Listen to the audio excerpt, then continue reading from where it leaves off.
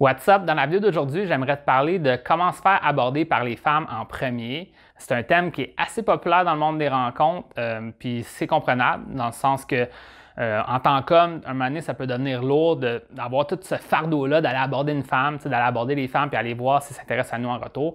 Pourquoi pas juste faire changer les choses pour que ce soit la femme qui nous aborde en premier, par exemple. Donc, je comprends la question, puis je vais pouvoir démystifier ce thème-là dans la vidéo d'aujourd'hui. Donc, je vais pouvoir te parler de justement cette lourdeur-là de sentir qu'on a la responsabilité d'aller aborder les femmes aussi. Est-ce que c'est possible de faire que ce soit elles qui nous abordent en premier? Si oui, comment? Dans quelles circonstances ça peut arriver? Je vais te parler de plusieurs concepts vis-à-vis cet aspect-là de aller aborder une femme, attendre de se faire aborder, par exemple, aussi. Donc, c'est de ça que je vais parler dans la vidéo d'aujourd'hui. Donc, je vais la question que j'ai reçue de mes abonnés. Je vais pouvoir t'amener aussi des pistes de solutions à travers la vidéo. Donc, allons-y. Salut William, je suis sur les sites de rencontres et le gros problème que je vois, c'est le côté superficiel de ces applications. Si tu es beau, tu auras plus de personnes qui vont liker ton profil, donc plus de matchs. Depuis que je m'embarque dans les relations, avant et maintenant, j'ai eu l'impression que c'est à moi de toujours faire le move, donc toujours passer à l'action. Liker les profils, envoyer les messages, initier la date, etc. Je n'ai jamais eu d'offre de femmes. Donc, dans le sens, les femmes n'ont jamais fait cette offre-là en retour. Ce n'est pas les femmes qui s'approchent de moi, c'est à moi de bouger. Et avec les apps de rencontre, on retombe dans ce même pattern. Je suis tanné, man, investir du temps ici et là pour essayer de rencontrer quelqu'un sans résultat. Je voudrais que ce soit les autres qui investissent le temps en moi, pas le contraire, comme ça a toujours été. As-tu un conseil pour quelqu'un qui ne veut plus chercher, pour que ce soit les autres qui me cherchent? Merci. Donc, excellente question, très bien écrite.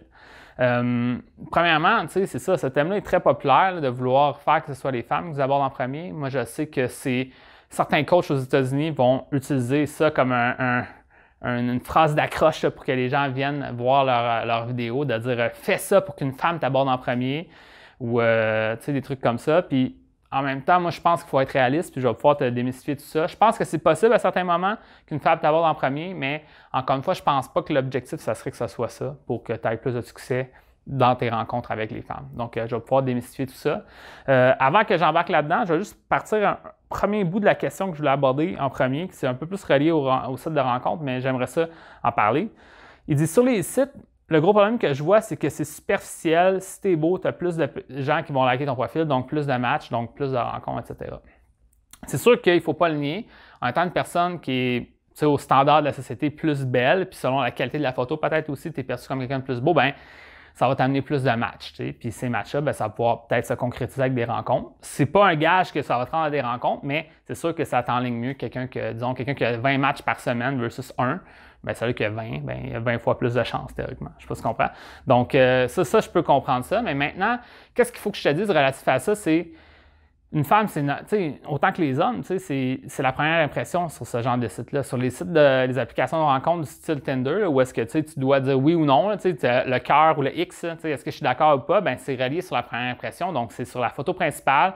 Ensuite, la femme, si elle aime sur la photo principale, elle va peut-être cliquer pour voir les autres photos. Ensuite, elle va regarder le texte. Là, elle va dire ah ouais, ben, c'est parfait ça. Puis là, elle like. Puis ça prend peut-être, tout ce processus-là prend peut-être 3 secondes. Il faut que tu fasses bien ça, puis il faut que ça soit comme bien fait. Là, puis, qu'est-ce que je peux te dire, c'est que peu importe où est-ce que tu te situes présentement au niveau de ta situation, que tu te trouves beau ou pas beau, il y a plein de choses que tu peux faire pour changer ça, pour améliorer ça. Donc, premièrement, en soi, là, souvent être perçu comme une personne qui est belle, il y a une partie de la génétique, mais il y a une grosse partie qui est reliée à ton hygiène de vie, qui est reliée à comment tu soignes ton apparence, puis reliée à l'énergie que tu dégages dans la photo, puis la qualité de la photo. Donc, au final, tu peux être pas le plus beau pétard, comme on dit en québécois. En même temps, il y a moyen d'avoir des photos super professionnelles qui démontrent que tu as beaucoup de confiance, ton texte est bien écrit. Il y a quelque chose comme la personne va voir, tu as fait un effort conscient, puis tu vas te démarquer d'à peu près 97% des autres hommes, ou whatever le pourcentage, tu vas vraiment te démarquer de la majorité des autres hommes parce que tu as fait cet effort conscient-là de vraiment te présenter à ton meilleur sur le site. Puis, d'autres affaires que tu peux faire, comme je t'ai dit, ben, c'est aller au gym, avoir une belle hygiène de vie, soigner ton apparence, etc. C'est des trucs de base, mais au final, c'est toutes des affaires que tu as le contrôle, que c'est pas la faute des autres, c'est de ta faute à toi si tu es mal perçu. Puis à un moment donné, ça sera à toi de voir à quel point tu veux absolument rester toi-même si ton toi-même n'est pas attirant physiquement. Je ne sais pas si tu comprends, parce qu'il y a des hommes qui vont s'accrocher à leur identité. Moi, j'aime ça les jeux vidéo, je suis un gamer, donc je veux m'habiller comme un gamer. J'ai des photos de basse qualité, c'est pas grave parce qu'une femme va m'accepter comme je suis, etc. Mais pose-toi la question, quel genre d'image que tu veux projeter sur le site, t'sais? Puis tu peux continuer à aimer les jeux vidéo, mais ce sera peut-être en étant un homme confiant qui aime aussi les jeux vidéo. Je sais pas si tu comprends. Il faut juste s'assurer de ne pas se sentir pris dans une étiquette, de décider que cette étiquette-là te force à mal paraître sur les sites. Tu peux décider d'avoir l'air comme tu veux sur les sites. Puis encore une fois, tu peux, juste en prenant des meilleures photos, la meilleure qualité de photos, puis en faisant un effort pour le texte, tu vas te démarquer des autres. Donc, tu sais, la qualité des photos, ça peut être avoir un photographe professionnel ou demander à quelqu'un de t'aider, ou toi prendre beaucoup de photos, trouver des angles différents, des éclairages différents, trouver une façon que ça a l'air professionnel, pas juste toi qui es assis dans ta voiture comme ça. Ça, c'est le classique. Tu sais. La majorité des hommes ne mettent pas d'effort sur les sites de rencontres, donc toi, en te démarquant, tu vas pouvoir rentrer dans la catégorie des hommes les plus beaux sur le site, puis tu vas avoir accès à ces matchs-là. Encore une fois, ce que je peux dire par contre, c'est que l'objectif, c'est peut-être pas juste le nombre de matchs, c'est aussi la qualité de tes matchs. Donc, en faisant cet effort-là, either way, tu vas mieux connecter avec le genre de femme qui va vraiment t'intéresser parce que tu vas faire un effort conscient pour te présenter comment toi, tu aimerais ça te présenter aux yeux des autres. T'sais. Par exemple, moi, j'étais comme un geek sportif, t'sais. Fait que là, je me montrais comme un peu l'intello qui aimait faire du gym en même temps, qui est sociable, etc. Puis mon texte était aussi très intelligent dans la façon que je le faisais, etc. Puis les femmes plus intello, plus dans la croissance personnelle aimaient qu'est-ce que je représentais, puis ils me likaient. Puis une femme qui était plus superficielle, ben, me likait pas. Mais c'était correct aussi. Mon objectif, c'était pas avoir tous les likes, c'est avoir les likes avec les femmes qui m'intéressent, puis que je puisse les rencontrer. Donc, au final, il faut juste faire attention non plus que ce soit pas juste une histoire de nombre, parce que c'est sûr que tu pourrais être vraiment beau selon la société, avoir juste une ou deux photos, quasiment aucun texte, puis tu as plein de likes, mais est-ce que ça crée vraiment des rencontres, puis est-ce que ça crée des relations profondes? On ne le saura pas. T'sais. Ça pourrait être possible ou pas. Fait que ça sera à toi de voir. Donc ça, c'est une grosse histoire que je dois dire. Maintenant, je parle du fait que c'est toujours moi qui fais tout, puis la femme a fait rien. T'sais. Puis ça, ben, c'est plate de dire ça, mais comme au final, ça fait des millénaires que le monde des rencontres existe. Là, puis ça a toujours été l'homme qui prenait les devants, puis la femme qui acceptait ou pas les avances d'un homme.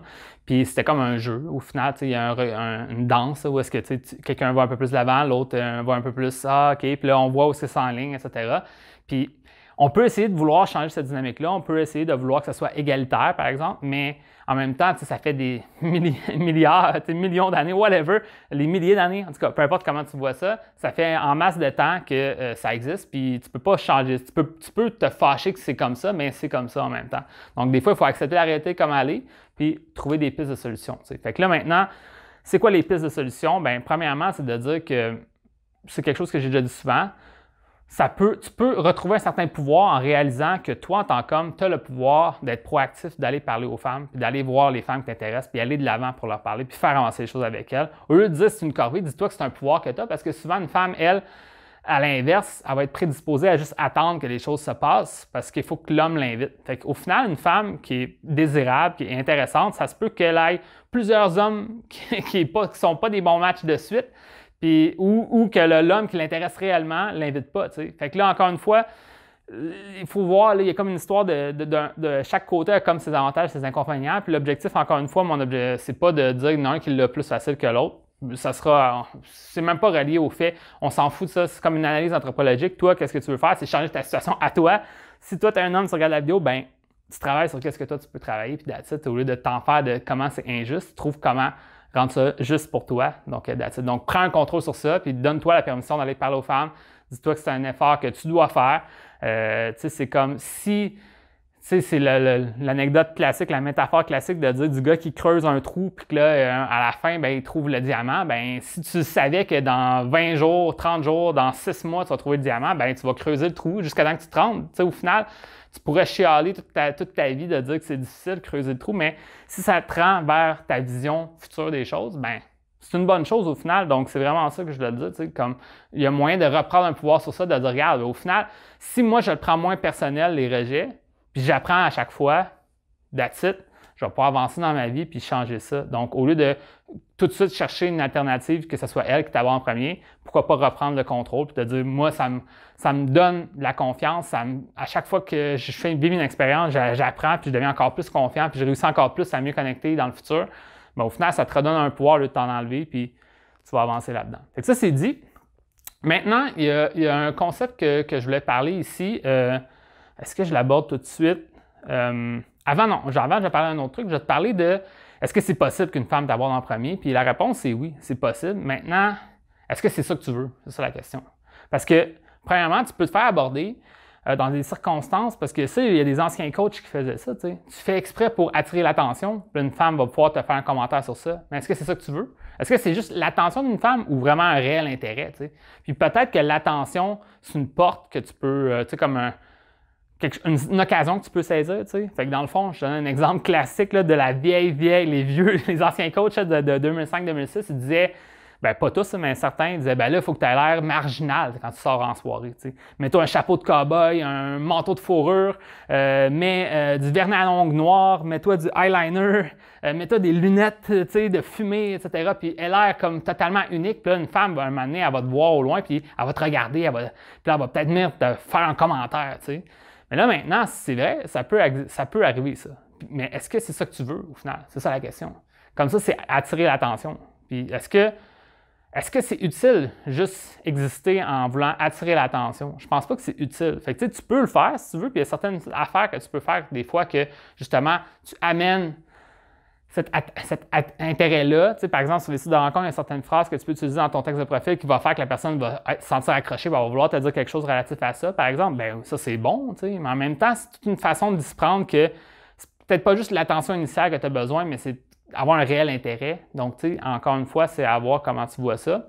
Un autre truc aussi de te faire aborder en premier, c'est, en tout cas, moi, de ce que j'ai vu, c'est par exemple sur les sites de rencontres, quand un homme est plus âgé, c'est un petit peu plus accepté qu'une femme va peut-être aller t'aborder en premier parce qu'elle, elle va être plus sélective vers le genre d'homme qu'elle veut. Puis à un moment donné, bien, elle va elle-même aller chercher, trouver le genre d'homme qu'elle veut, puis initier la conversation avec toi parce qu'elle trouve que tu as un bon match. Puis ça, dans le fond, au final, bien, tu vas te faire aborder en premier si tu fais un bon profil. Donc, je te dirais que si tu es en haut de 40 ans, tu vas sur certains sites plus traditionnels, c'est possible de se faire aborder. Même en fait, en haut de 30 ans, moi, je sais que, tu sais, j'étais encore sur les sites de rencontres dans ce coin-là, puis dans le fond, je me faisais quand même aborder à certains moments. Donc, tu sais, tu peux voir, ça peut exister.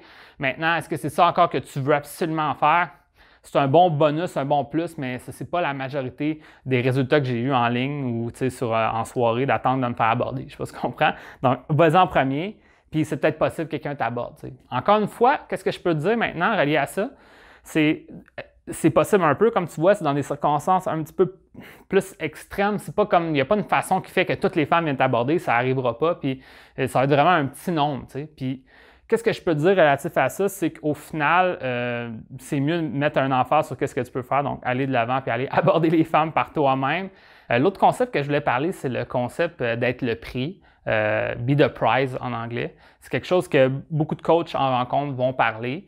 De certaine façon, c'est le thème d'être perçu comme l'option numéro 1 d'une femme. C'est une façon de dire, moi, je sais que j'en vaux la peine, d'avoir cette estime de toi pour savoir que tu en vaux la peine. Donc, être le prix. Puis ça veut dire, parfois, dans la façon que tu interagis avec les gens, au lieu d'attendre de savoir d'être approuvé par une femme, par exemple, allô, est-ce que tu veux me parler? T'sais, ah, salut, puis là, tu essaies de parler à une femme, puis c'est comme dans ton intention, c'est juste qu'elle approuve, qu'elle s'intéresse à toi.